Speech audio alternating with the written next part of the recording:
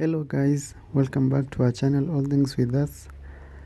If you're new here, feel much welcome. If you're already a subscriber, thank you for always supporting us. So in today's video, we are going to be making a vase stand, so stay tuned. So for the legs, they are 1 feet each and there are 4 of them, so I did cut them into 1 feet each. And then for the 2 middle ones, I'm going to cut them into 9 inches.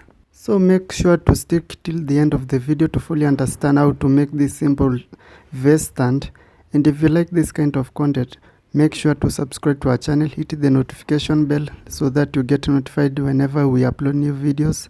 And make sure to like this video, visit our channel, watch the other videos that we have already uploaded, and tell us what you think in the comment section below.